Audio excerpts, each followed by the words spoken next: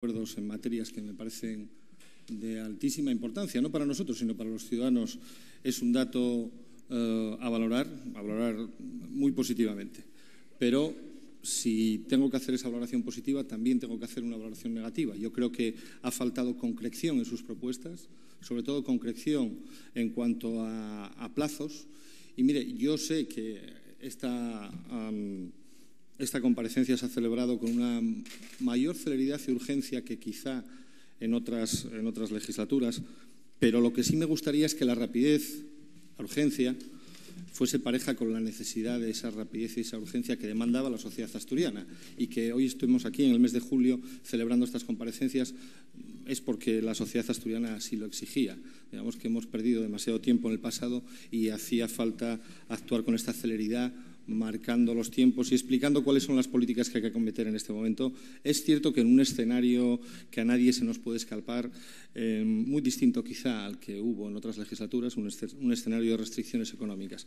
Pero lo que me gustaría es que esta rapidez y esta celeridad en la comparecencia no fuese una excusa para esa falta de concreción en algunos casos y sobre todo por esa ausencia de plazos concretos, y de plazos concretos en algo que a nosotros, particularmente, al grupo mixto, al grupo que yo represento, a UPyD, le preocupan, y es en toda aquella agenda legislativa. Usted ha anunciado hoy algunos proyectos como el de transparencia y acceso a la información pública o el Código de Buen Gobierno, pero no ha concretado con qué plazos y en qué horizontes se van a desarrollar esas propuestas legislativas. Pero hay otros más, hay otros que no ha citado. Espero que haya sido por la necesidad de concretar, por la necesidad, digamos, de concentrar su exposición en unos puntos, pero ahí han faltado otra serie de propuestas legislativas que además tocan algo que forma parte del nervio del acuerdo legislativo que nosotros alcanzamos al inicio de esta legislatura,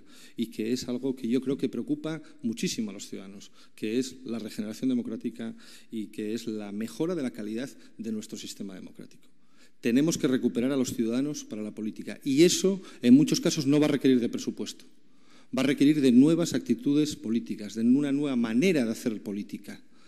Y permítame que le diga, en estos primeros pasos de andadura de su gobierno, nosotros hemos encontrado modos, en muchos casos del pasado, modos que se corresponden de otra manera distinta, digamos a la manera clásica de hacer política, que nos ha conducido en muchos casos al descrédito y a esa pérdida de interés de los ciudadanos por la política. Y le voy a poner un ejemplo. Le voy a poner un ejemplo que es el relativo a los órganos consultivos, a los órganos auxiliares del Principado de Asturias y de esta Junta General. En concreto, el Consejo Consultivo. Yo creo que la renovación del Consejo Consultivo ha respondido no a esa nueva manera de hacer la política, sino a los cánones clásicos que se lleva desarrollando no en la política asturiana, en la política española, que es la de la ocupación partidista de las instituciones. La ocupación de los partidos, de las instituciones políticas, de las instituciones que tienen que ser de todos los ciudadanos. Y se ha producido un mecanismo en el cual ha participado no solo su gobierno, sino otros, en fin, no solo el partido que sustenta su gobierno, sino otros partidos políticos presentes en esta Cámara. Por eso digo que es una fórmula clásica, pero que una fórmula clásica con la que nosotros no estamos de acuerdo.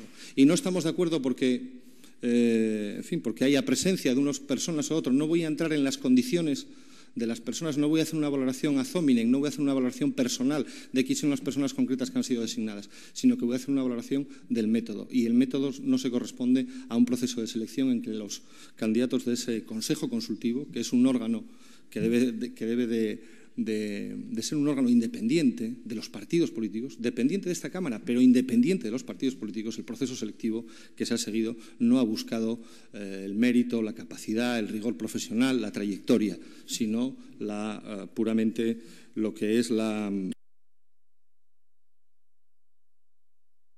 coincidencia política, la adscripción política de todos y cada uno de las personas que han sido designadas. Y esos son modos antiguos, esos son modos que en nuestro modo de ver hay que superar. Y eso hay que hacerlo, ya le decía, no solo con la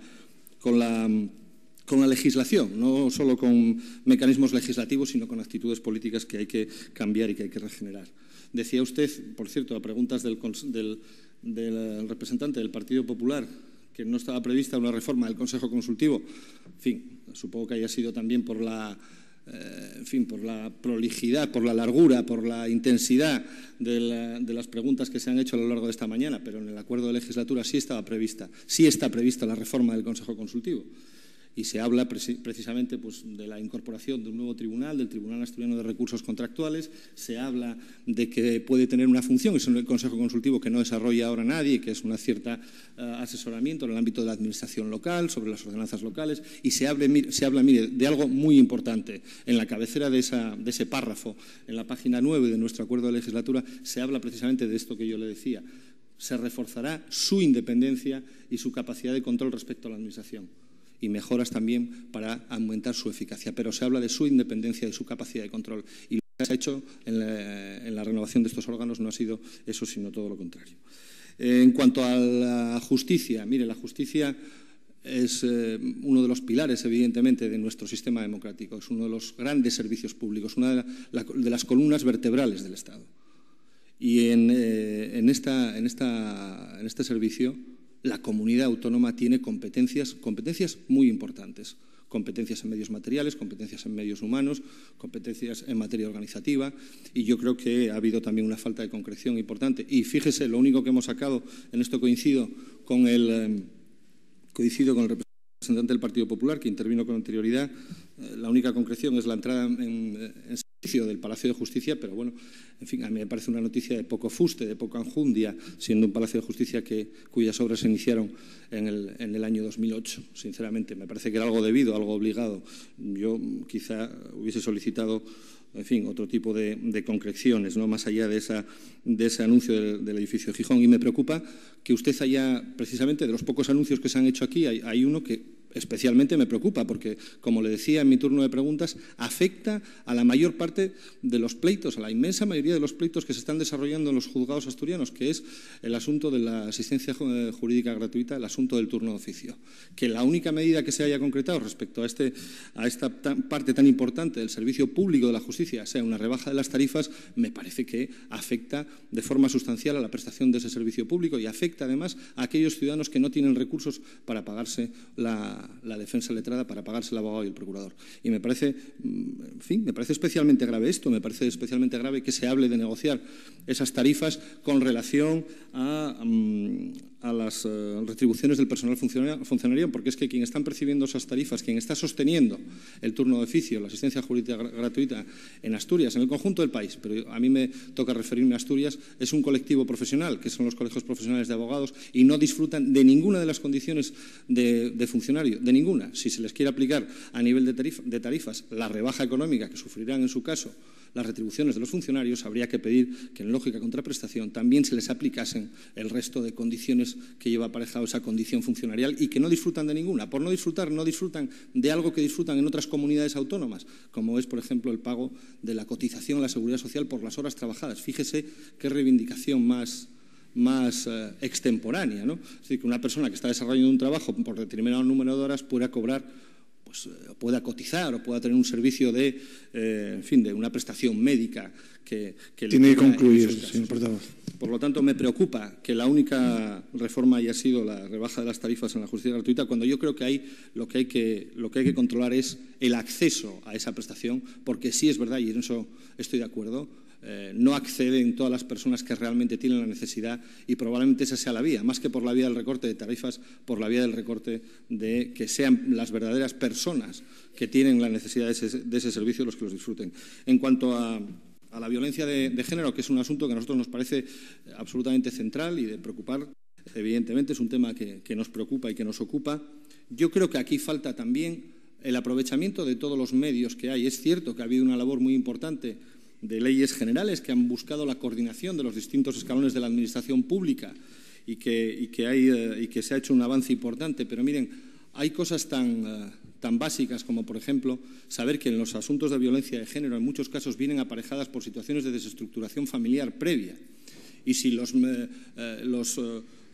juzgados y la Administración de Justicia no tiene medios suficientes para conocer cómo se está desarrollando esa situación de conflicto familiar, seguramente que intervenir luego en la fase en la que el conflicto ya ha brotado y ha surgido la violencia siempre va a ser una llegada tardía. Por eso, por ejemplo, creemos que es necesario aumentar los equipos psicosociales adscritos a los juzgados.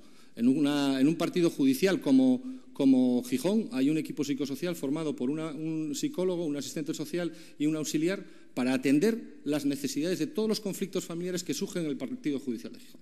Es manifiestamente insuficiente y, por lo tanto, hay que hacer referencia a una fase previa al que surge el conflicto, hay que hacer referencia a la prevención, hay que hacer referencia a la intervención en esas situaciones de desestructuración familiar. Y en materia de igualdad... Vaya concluyendo, que lleva el doble de tiempo. En materia de igualdad, yo le preguntaba por la ley de guardia y custodia compartida, pero no solo porque el Ministerio de Justicia haya anunciado esa reforma legislativa, por cierto, a propuesta de este grupo en el Congreso de los Diputados. Fue a pregunta de nuestra diputada Rosa Díez en el Congreso de los Diputados, como el ministro de Justicia se comprometió. Pero mire, es que hay otras comunidades autónomas, Aragón, Cataluña e incluso Valencia, que ya han avanzado en esa legislación y por eso no era necesario ni imprescindible a la hora de legislar en materia de mediación familiar. En Asturias fue pionera en su día a la hora de legislar en materia de mediación y hay una ley asturiana de mediación y por lo tanto nos parecía que podíamos hacer un avance legislativo en esta materia porque de lo que se trata al final, de lo que se trata es de defender la igualdad de las personas, también por encima del género. La igualdad de las personas y por lo tanto la igualdad y sobre todo los derechos de los menores, los derechos de los niños que en ningún caso son los que se separan. Nada más, no voy a continuar. Gracias por su generosidad, presidente. Por lo tanto, no dude que toda esta falta de concreciones, toda esta falta de cronogramas, de tiempos y de